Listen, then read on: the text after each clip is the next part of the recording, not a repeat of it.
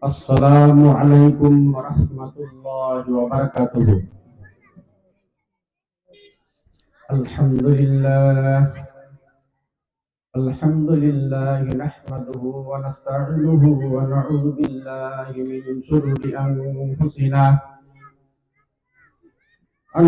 من يهد الله فلا مضل له ومن يضلله فلا هادي له، ونشهد أن لا إله إلا الله وحده لا شريك له، وأشهد أن محمدا عبده ورسوله، وأرسله بالحق بشيرا ونذيرا وداعيا إلى الله بإذنه وسراجا منيرا. اللهم صل على محمد وعلى آل محمد كما صليت على إبراهيم وعلى آل إبراهيم إنك حميد مجيد. اللهم بارك على محمد وعلى آل محمد كما باركت على إبراهيم وعلى آل إبراهيم إنك حميد مجيد. وقال الله تعالى في كلامه المجيد والفرقانه الحميد: يا أيها الإنسان ما غرك بربك الكريم الذي خلقك فسواك فعدلك في أي صورة ما شاء ركبك.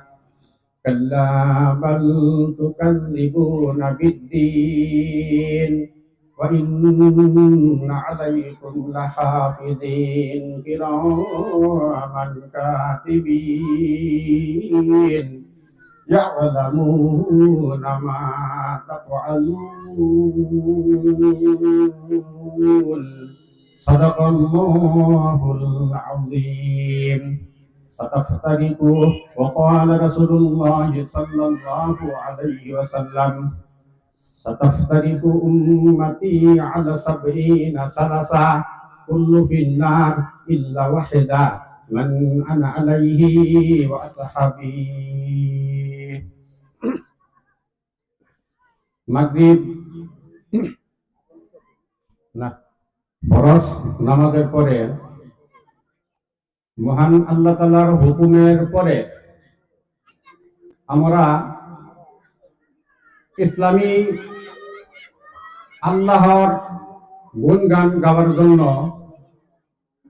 দ্বিতীয় বার্ষিক আজকে যে সভা অনুষ্ঠিত হতে যাচ্ছে, যুব সমাজের উদ্যোগে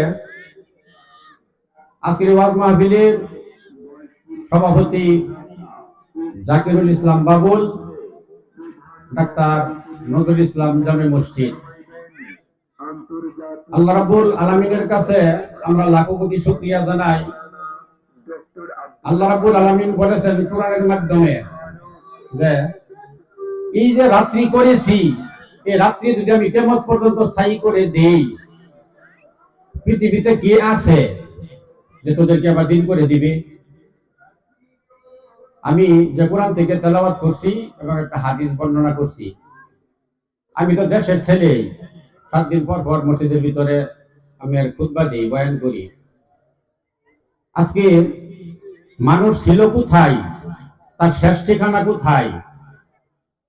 লা তারকাবুন্না তাবাকান আন তাবাকা।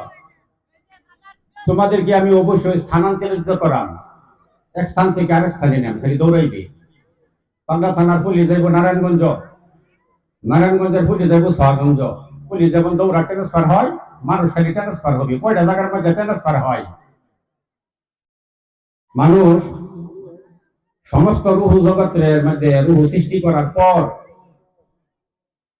আল্লাহ রাব্বুল আলামিন বলছেন, আলাস্তু মির রাব্বিকুম, আমি কি তোমাদের প্রভু নই? ক্বালু বালা, আপনি আমাদের রব, আপনি আমাদের প্রভু।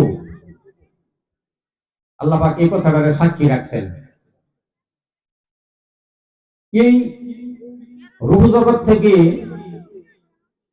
মানুষ হযরত মূসা আলাইহিস সালাম আল্লাহকে জিজ্ঞাসা করছে, আল্লাহ বেড়াবেড়ির মিলন ছাড়া মানব বানাতে পারো না? পারি। বলে তুই দেখবি? বলে হ্যাঁ। বলে বেল গাছ বাড়ি দে।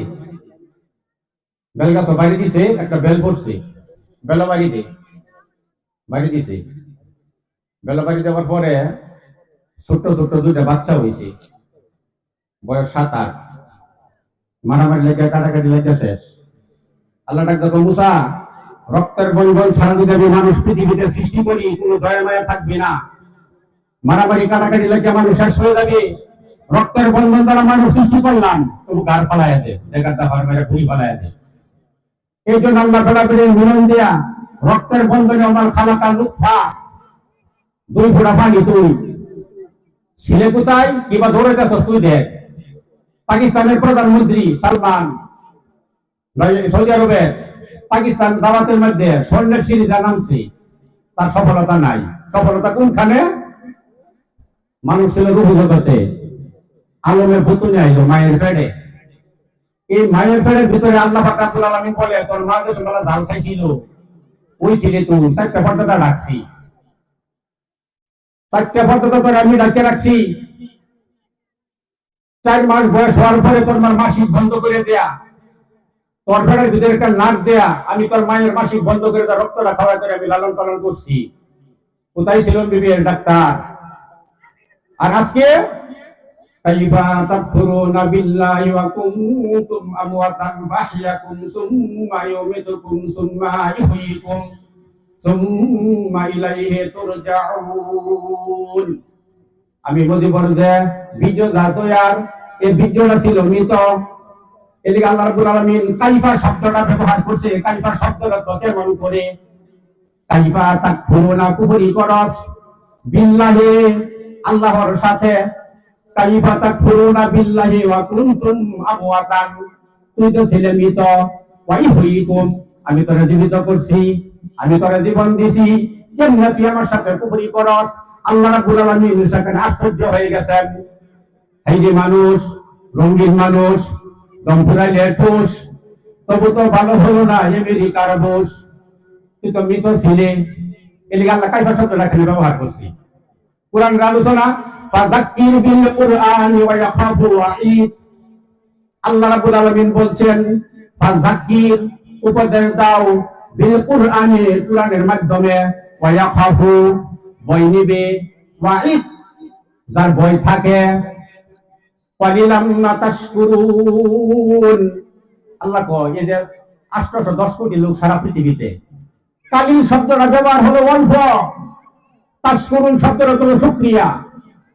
কালিলুম মা তাশকুরুন, অল্প কিছু সংখ্যক আমার শুকরিয়া আদায় করে। ওয়া ইন তাউদ্দু নি'মাতাল্লাহি লা তুহসুহা, যে নিয়ামত আমি পৃথিবীতে দিয়েছি গণনা করে শেষ করতে পারবে না। কোথায় বেঈমানি করস?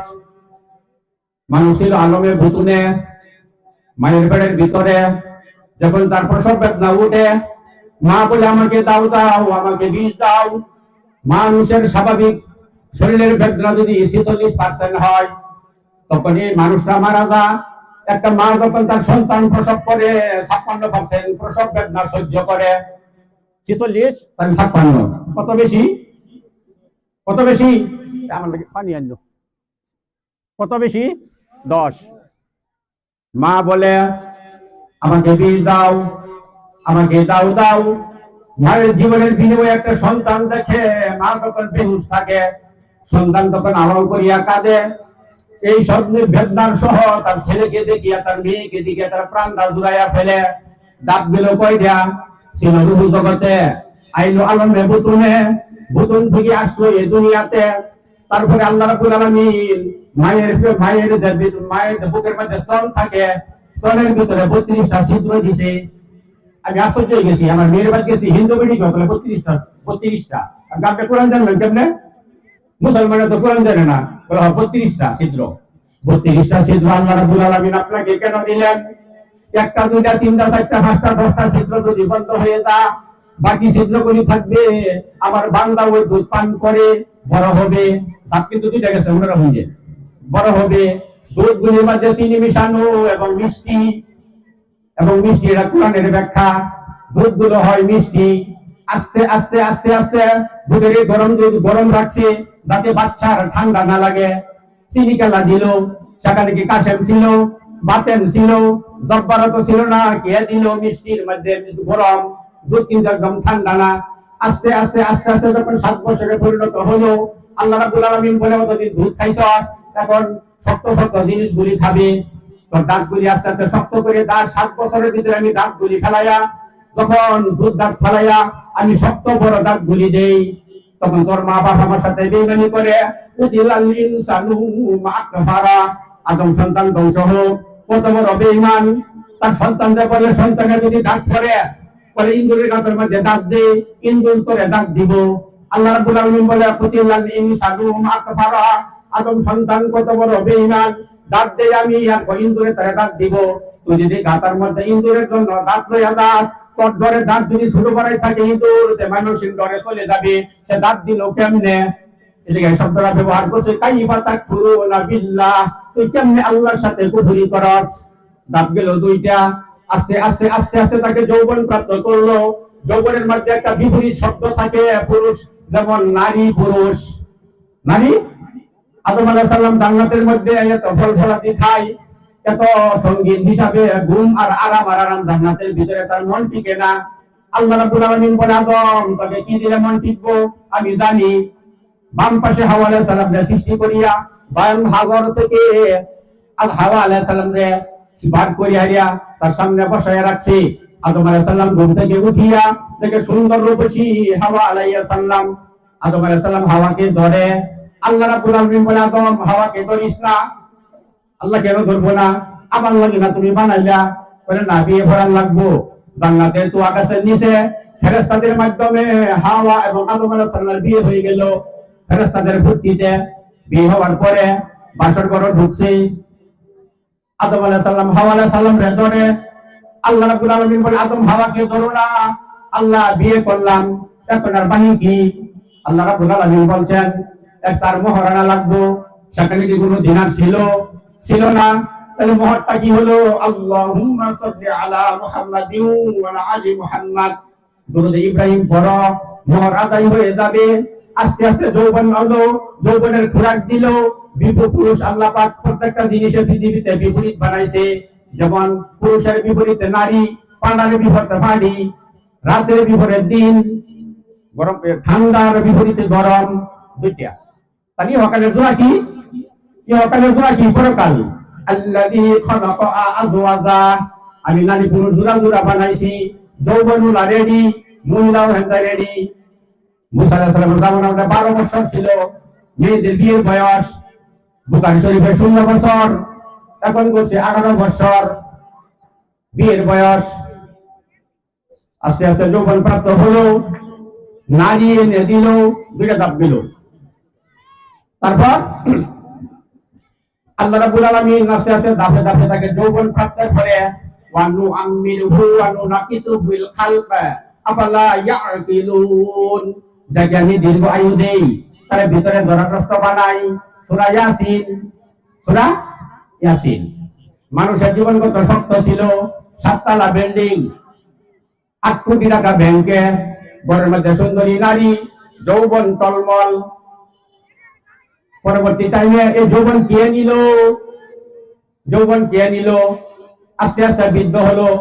বৃদ্ধ হওয়ার পরে যখন আমার মৃত্যু কোলে ডলে পড়বেন, এই পৃথিবীর রাজা বাদশা আমির ফকির একটা মনের ভিতরে যে বেদনা নিয়ে কবরের মধ্যে ঢুকবে, সেই বেদনা হলো আপনি যেদিন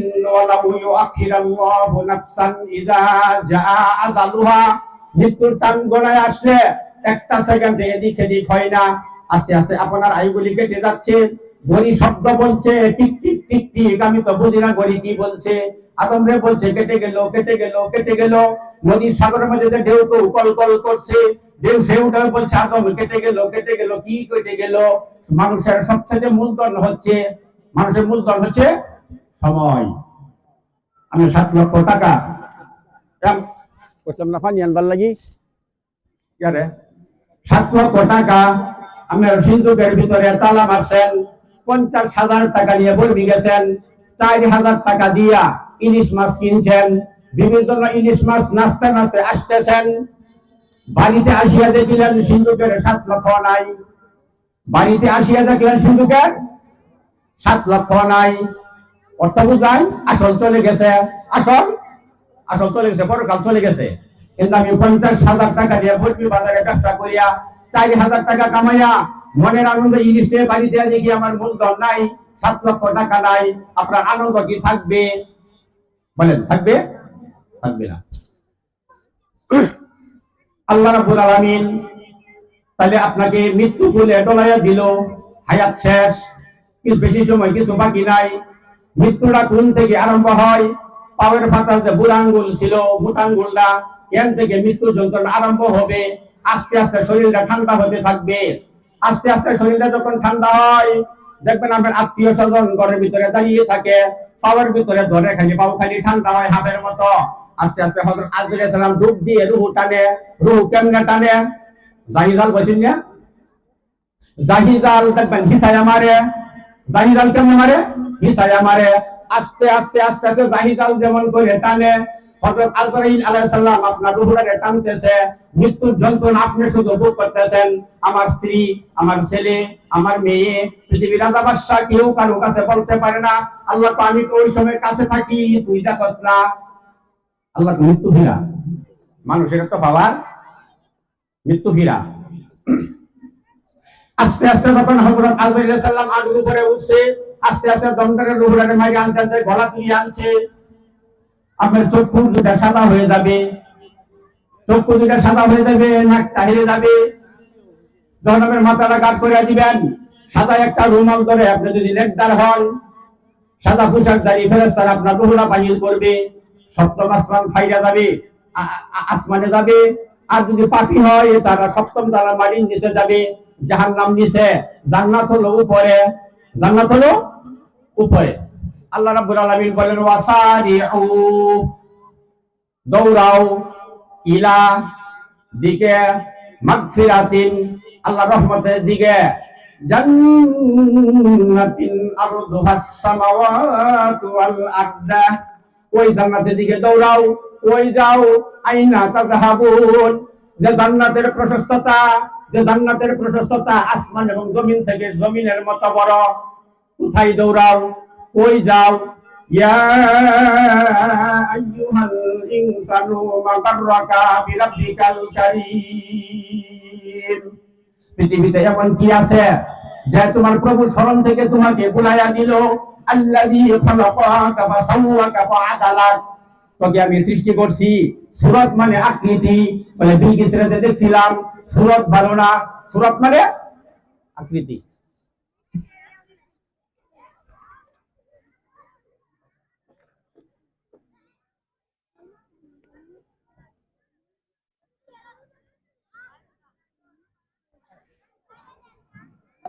অসুস্থ মানুষ আমি রোগী ভিতরে হুগায় যা।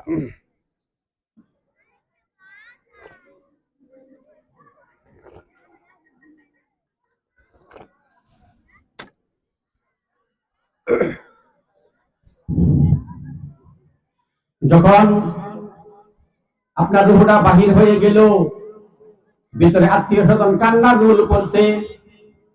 হযরত মুহাম্মদুর রাসূলুল্লাহ সাল্লাল্লাহু আলাইহি ওয়াসাল্লাম ধর্ম প্রচার করে বাহিরে যখন বাসার মধ্যে আসলেন, মা আয়েশা সিদ্দিকা রাদিয়াল্লাহু আনহার উরাতের ভিতরে নবীজি মাথাটা রাখিয়া শুলেন। মা আয়েশা সিদ্দিকা রাদিয়াল্লাহু আনহা নবীজির দাড়ি মুবারক হাতাইতেছে। 19টা দাড়ি ভাইছে সাদা, 19টা দাড়ি ভাইছে সাদা। হযরত আয়েশা সিদ্দিকা রাদিয়াল্লাহু আনহা কাঁদতে কাঁদতে যখন আয়েশার পানিগুলি নবীজির বুকের মধ্যে পড়লো, নবীজি আয়েশার দিকে চক্ষু তুলে দেখে, আয়েশা তুমি কাঁদো কেন? নবীজি আমি এই জন্য কাঁদি, বিশ্বের সবচেয়ে মানবতার মহান মুক্তির দূত মুহাম্মদুর রাসূলুল্লাহ সাল্লাল্লাহু আলাইহি ওয়াসাল্লাম আপনার তো 19টা দাড়ি পেকে গেছে, আমি চিন্তায় পড়েছি আপনি তো এই ধরাধাম থাকিয়া পরকালে চলে যাবেন। মুহাম্মদ সাল্লাল্লাহু আলাইহি ওয়াসাল্লাম জিজ্ঞাসা করে, আয়েশা মানুষের জীবনে সবচেয়ে বড় 3টা সময় আছে, সেই 3টা সময় কি তুমি বলতে পারবে? আয়েশা সিদ্দিকা রাদিয়াল্লাহু আনহা বলে, নবী গো, আমি বলতে পারবো একটা মানুষের প্রাণ যখন উষ্ঠাগত হয়, তার আত্মীয় স্বজন ঘরের ভিতরে থাকে, তার চক্ষু যদি সাদা হয়ে যায়, যখন দমটা বাহির হয়ে যায়, একটা করুণ হৃদয়ের বদল কান্না কান্না কান্না বয়ে যায় ঘরের ভিতরে, তখন একেরে আটটা গালাইয়া দেয়, কান্না রুল ভরে যায়। এই সময় একটা মানুষের জীবনে করুণ মিনতি, আরেকটা সময় যখন ঘর থেকে লাশটা বাহির করে, তখন আরেকটা কান্না রুল ভরে, যখন খাড়ের মধ্যে গোসল দেয়, গোসলের পরে যখন দাফন করে, খাড়ের মধ্যে উঠে যখন চারজনে ধরে নিয়ে যা, আরেকটা কান্না রুল ভরে। নবী গো, এই তিনটা সময় মানুষের জীবনে সবচেয়ে হৃদয় বিদারক। আরেকটা বিদারক, আমার যত আত্মীয় স্বজন, পৃথিবীর সবকিছু যদি আমার ঘরের ভিতরে থাকে, কি যে মৃত্যুর যন্ত্রণা হচ্ছে, আমার সবচেয়ে বড় ভয় আমার এই মনের যন্ত্রণাটা। আমি আমার সবচেয়ে নিকটবর্তী আমার ঘরের স্ত্রী, আমি তো আমার স্ত্রীর সাথে মনের বেদনাটা বলতে পারলাম না। এত এত গান শুকানো খাওয়াইলাম, আমার ছেলেকে মেয়েকে বড় করলাম, আমার বাইসারি আছে, আত্মীয় স্বজন আছে, কারো কাছে আমার মনের বেদনা বলতে পারলাম না। এমন করে সময় গেল, এমন করে বেলা গেল, এমন করে বেলা গেল, তুমি সেই বেলার কোন যোগ্যতা অর্জন করলা না। এই যে একটা সময়, এই সময়ের ভিতরে যখন খাটকি দাঁড়িয়ে লাশটা নিয়ে গেল জানাজা পড়ে, কবরের ভিতরে যখন নামাই, তখন এই মৃত ব্যক্তি বলে যে তিনজনে কবরের ভিতরে নামাইছে, তিনজন আমার সাথে সাথী থাকবে। দাব গেল কয়টা? রুহ জগতে ছিল, মায়ের পেটে ছিল আলমে পুতুল, পুতুল থেকে হায়াতের দুনিয়া, আলমের হায়াতের দুনিয়া থেকে কই ঢুকতেছে আলমে বরজখে, কবর হলো আলমে বরজখ। তারপরে কিয়ামত, তারপরে হবে কিয়ামত, কিয়ামতের পরে হলো হাসর, হাসর শব্দের হলো একত্রীকরণ। হাসরের মাঠের মধ্যে মানুষ 50,000 বছর দাঁড়িয়ে থাকবে, মাঠ হবে তামা, আল্লাহ তার স্বর্ণের অভাব, তাহলে মাঠ তামা দামে সে বাঞ্চে গেলে কারণ আছে না, স্বর্ণের অভাব আল্লাহ আল্লাহ কইলে হয়ে যা, কোন কইয়া আসমান জমিন আর দুদিনের রিজিক 6 দিনের পৃথিবী সৃষ্টি করেছে আল্লাহ রাব্বুল আলামিন, কোন কইলে হয়ে যা, স্বর্ণ নাই আল্লাহ তাই, তাহলে হাসরের মাঠ তামা করলো কেন? ব্যাখ্যা আছে না, ব্যাখ্যাটা হলো স্বর্ণ মানে তামা যদি এক মাত্রার মধ্যে আগুন লাগে, সমস্ত তামা গরম হয়ে যায়, আর স্বর্ণের এক মাত্রার মধ্যে যদি আগুন লাগে, পরের মাথার মধ্যে আমি ধরে রাখতে পারবেন। তাহলে আল্লাহ এই কোরআনের এই আয়াতের মধ্যে মানুষের গর্ব অহংকার বাহাদুরি ভাঙিয়ে দিছি। কোন দাদা? ইয়া আইয়ুহাল ইনসান ইয়া মা'শারাল জিন্নি ওয়াল ইনস, জিন্নি মানে জিন, ইনস মানে মানুষ। আচ্ছা, মানুষ আশরাফুল মাখলুকাত না, তাহলে জিন শব্দটা আগে আনলো, ইনসান মানুষ শব্দটা পরে নিল। এর কারণটা কি? আদম বানায়া ফেরেশতা নূরের তৈরি, বলল আদমের শ্রদ্ধা দি, তাহলে আদমের সম্মান বেশি, জিনের চেয়ে আদমের দাম বেশি। এটা কি কো? ফেরেশতা এবং জিন সবচেয়ে বেশি সম্মান কার? আদমের। তাহলে ফেরেশতা করে হুকুম দিল আদমের শ্রদ্ধা করো, শ্রদ্ধা দিছে না? তাহলে এই আয়াতের মধ্যে সূরা আর রহমান, ইয়া মা'শারাল জিন্নি ওয়াল ইনস, জিন শব্দটা কেন আগে আনলো, ইনসানকে কেন পরে নিল? এই দাদা সংসদ ভবন থেকে শুরু করে গদের ডেক পর্যন্ত সমস্ত মানুষের বাহাদুরি আল্লাহ ভেঙে দিয়েছেন। কেমনে? আল্লাহ রাব্বুল আলামিন বলেন, জিন জাতি আমার সপ্তম আসমান ভেদ করে ফেরেশতারা কি আলোচনা করে, সে আলোচনাটা তুই শুনে ফেলে, তারা আমার দুনিয়া ছেড়ে যেতে পারে না, আলোচনা বন্ধ হন ভাই। জিন জাতি আমার সপ্তম আসমান ভেদ করে আমার রাজ্য ছেড়ে কোন দিকে চলে যেতে পারে না। আদম, আচ্ছা তারা ব্রিটেনের যে রাজা আছে, ব্রিটেনের 228টা বা 256টা রাষ্ট্র সারা পৃথিবীতে, প্রেসিডেন্ট মাটি থেকে 1 ইঞ্চি বা 2 ইঞ্চি দুটোটা পাও উপরে তুললে দাঁড়ায় দেবো, দাঁড়ায় দেখতো না। তাহলে জিন জাতি সপ্তম আসমান ভেদ করার পরে আল্লাহ কো আমার রাষ্ট্র সারা পৃথিবী সাইডে থাকতে আদম, তুই কই যাবি গো? এটা একটা হলো না, এই জন্য আগে জিন শব্দ আনছে, তারপরে ইনসান রে নিছে, মানুষ রে নিছে, গেল আলমে বরজখ। তারপরে হলো কিয়ামত,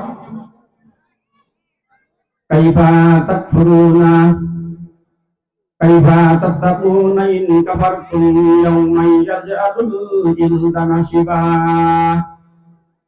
ওই দিনকে যদি তুমি অস্বীকার করো, কেমনে তুমি বাঁচবে? যেদিন আমি যুবকরে করে ফেলবো বৃদ্ধ। ইয়ং, এটা ছেলে ইয়ং। আল্লাহ রাব্বুল আলামিন বলছে এমন কিয়ামত ঘটাবো যুবক হয়ে যাবে বৃদ্ধ। যুবক মানুষ যদি বৃদ্ধ, যার সেন্স আছে, তারে কি রিপিট করে লাগবো? এটা কেমনে? এরকম একটা হাঞ্জু তত্ত্ব 22 বছরের যুবক, এই ছেলে হাঞ্জু বৃদ্ধ হয়ে যাবো। তাহলে আল্লাহ ল ইজ ভেরি হার্ড। আল্লাহ রান্না বড় বড় কঠিন। হাঞ্জু ছেলেরে বৃদ্ধ বানায় এলা। কেমনে বাঁচবে? ওই দিনকে যদি অস্বীকার করো, হাঞ্জু বৃদ্ধ বানায় ফেলবো। তাহলে হাসর শব্দের মধ্যে 50,000 বছর থাকবে। সমস্ত নবীরা বলবে, বিচার কার্য শুরু হয়ে সমস্ত নবীদের কাছে যাবে। সমস্ত নবীদের আল্লাহর সাথে কথা বলার কোনো সাহস পাবে না। সবাই আসবে আখিরি নবীর কাছে, নবী মুহাম্মদ সাল্লাল্লাহু আলাইহি ওয়াসাল্লামের কাছে। মহানবী সাল্লাল্লাহু আলাইহি ওয়াসাল্লাম সাজদায় পড়ে কাঁদবে। আল্লাহ রাব্বুল আলামিন বলবেন, মুহাম্মদ দুনিয়াতে বহু কষ্ট করেছো, রক্ত দিয়েছো, ইসলামকে জাগাইছো, তোমাকে আর কষ্ট দিতে চাই না। বিচার কার্য আরম্ভ হয়ে যাবে। তাহলে মানুষ কতগুলো ধাপ পার হলো। ছিল রূহুল জগতে, আসলো আলমে বুতুনে, আলমে বুতুনে হায়াতে দুনিয়া, তারপরে আলমে বরজখ, তারপরে কিয়ামত, তারপরে হাসর, তারপরে হাসর।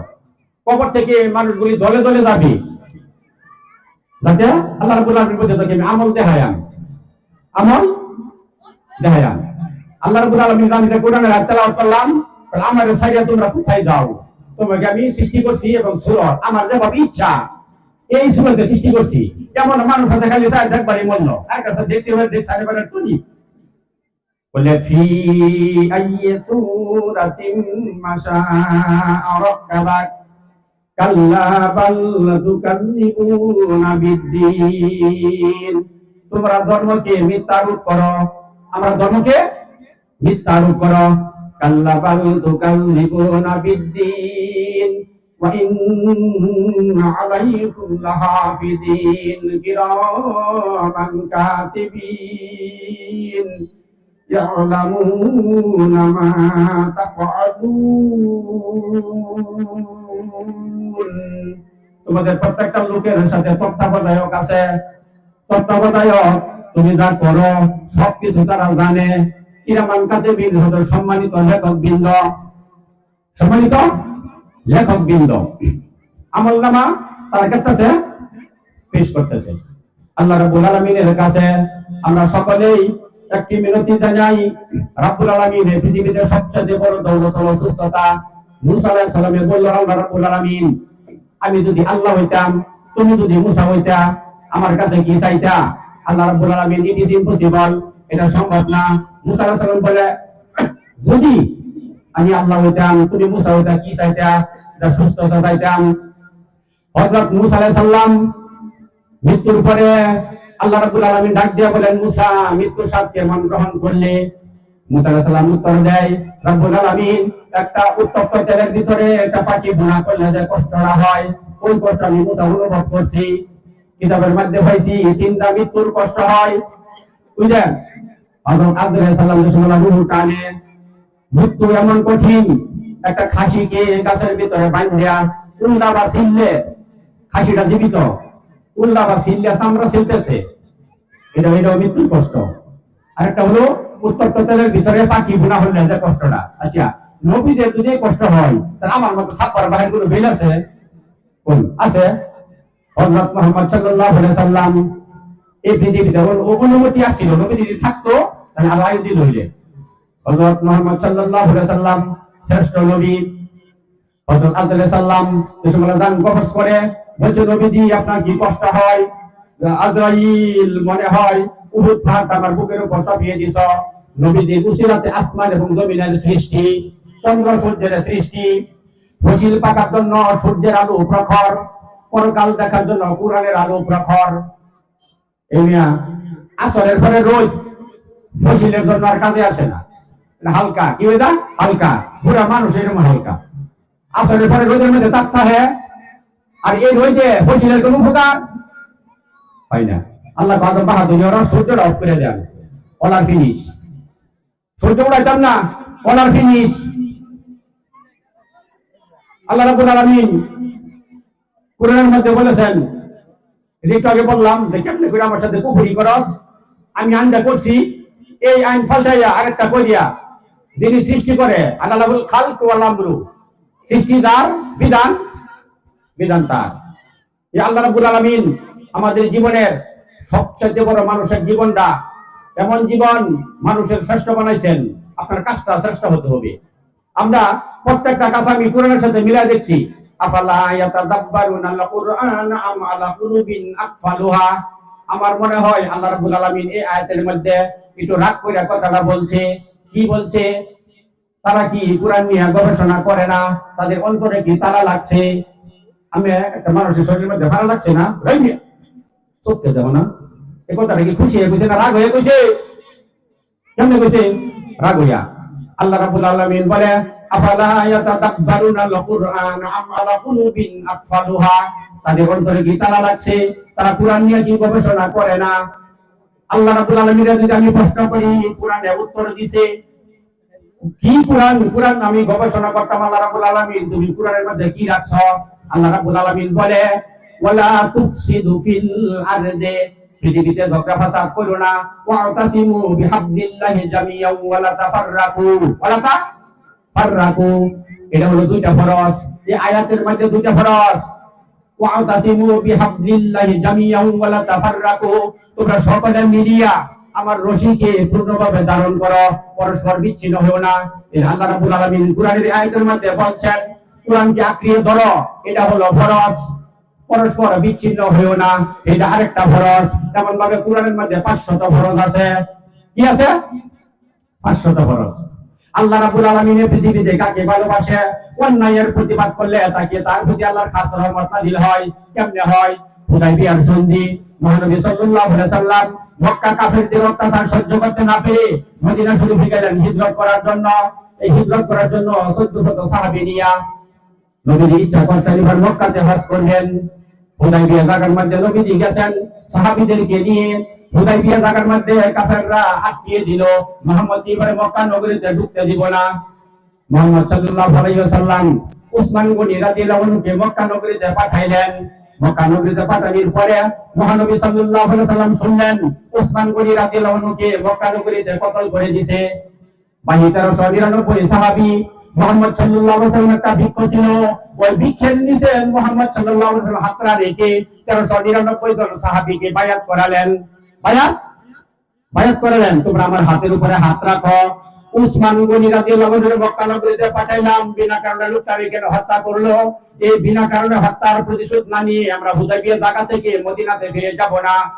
আল্লাহ রাব্বুল আলামিনের কোরআনের আয়াত নাযিল হয়ে গেল, লাকাদ রাদিয়াল্লাহু আনিল মুমিনিন। আল্লাহ রাব্বুল বললেন যে আমি তাদের প্রতি খুশি, আমি তাদের প্রতি খুশি এবং তাদের রহমতের খাজানা তাদের দিকে ঢেলে দিলেন। আজকে বাংলাদেশের ভিতরে কত গুম খুন, কত অত্যাচার, নির্যাতন, পত্রিকাটা খুললে খালি খুন হয়। আমরা আমাদের কোনো প্রতিবাদ নাই। কেন প্রতিবাদ নাই? আমরা যারা টুটাফাটা ইবাদত করি, মনে করেন আপনি দোতলা জাহাজের মধ্যে উঠছেন, আপনি নিচতলার মধ্যে, আরেকজন হলো উপরতলার মধ্যে, উপরতলার মধ্যে নিচতলার মানুষ উপরতলার মানুষ নিচতলার মানুষ উপরে যাইবার দেয় না। নিচতলার মানুষে বলে জাহাজ কানা হর, নদী থেকে সাগর থেকে পানি তুলি। আপনাদের বিবের কাছে বিচার দিলাম, দুতলার মানুষ যদি একতলার মানুষে আসিয়া বাধা না দেয়, জাহাজ যে কানা করতেছে, মরলে কি একতলার মানুষ মরবো না দুতলার মানুষ মরবো? দুতলার মানুষ মরতো না? তাদের কেন বাধা দিতে হবে? জাহাজ খানা করা যাবে না, সাগরতে পানি তোলা যাবে না, সাবধান। এইভাবে যেমন মুসলমানের সবচেয়ে বড় হলো অন্যায় দেখলে প্রতিরোধ করো, তারপরে যদি না পারো প্রতিবাদ করো। প্রতিবাদ না করলে তুমি মনে মনে ঘৃণা করে বসে থাকবা, চলবে না। এক ব্যক্তি দুইটা ষাঁড় ছিল, একটা ষাঁড় যখন চুরে নিয়ে গেল, আরেকটা ষাঁড়ের জন্য সে কি মনে মনে ঘৃণা করে বসে থাকবো? সেই ষাঁড়টারে কেরুন লাগবো, যত্ন দেয় ষাঁড়টারে বাঁচাইতে হবে। রাব্বুল আলামিন এই মাগরিবের নামাজের আযানের পরে আল্লাহ রাব্বুল আলামিন কোরআনের একটা আয়াতের মধ্যে বলেছেন এই যে রাত্রি করেছি, এই রাত্রিতে যদি আমি কিয়ামত পর্যন্ত রাহি, পৃথিবীতে কি আছে তোকে দিন করে দিবে। তোমরা যে প্রবাহমান পানি পান করো, এই পানির লেকটা যদি আমি নিচে ডাবাইয়া দেই, কি সূরা মুলক, সূরা তাবারাকাল্লাযী, সূরা মুলক শেষ আয়াত, আমি যদি প্রবাহমান পানি নিচের দিকে ডাবাইয়া দেই, কি আছে তোদেরকে পানি তোলার জন্য? আল্লাহ রাব্বুল আলামিন বলেন আমরা হলাম মুমিন, আল্লাহ এবং রাসূলের প্রতি আমাদের ঈমান আছে, আমাদের ব্যবহার থাকবে নরম। প্রত্যেকটা মানুষকে মন দিয়ে ভালোবাসতে হবে, কুটনামি করা যাবে না, ক্রিমিনালি করা যাবে না, মানুষের উপকার করতে হবে, কারো ক্ষতি করা যাবে না। নবীজি বলছেন, আমি যখন এই পৃথিবীতে উপাত হয়ে পরকালে যাব, আমি দুইটা জিনিসের সবচেয়ে বেশি ভয় করতেছি। একটা হলো স্বজনপ্রীতি, আরেকটা হলো নারীদের চক্রান্ত। কয়টা? মহানবী সাল্লাল্লাহু আলাইহি সাল্লাম এই পৃথিবী ছেড়ে চলে যাওয়ার সময় বলছেন, আমি দুইটা জিনিস সবচেয়ে বেশি ভয়ঙ্কর রাখতে চাইতেছি। একটা হলো স্বজনপ্রীতি, আরেকটা হলো নারীদের চক্রান্ত। হযরত ইউসুফ আলাইহিস সালাম জুলেখার ফান্দে পড়ে 7 বছর জেল খাটলো, অন্যায় করলো জুলেখা। আর এই অন্যায়ের জন্য ইউসুফ আলাইহিস সালাম 7 বছর জেল খাটলো। মহানবী সাল্লাল্লাহু আলাইহি সাল্লাম বলছেন, কোরআনের আয়াত নাযিল হলো, ইন্না কুন্না কাইদা আযীম।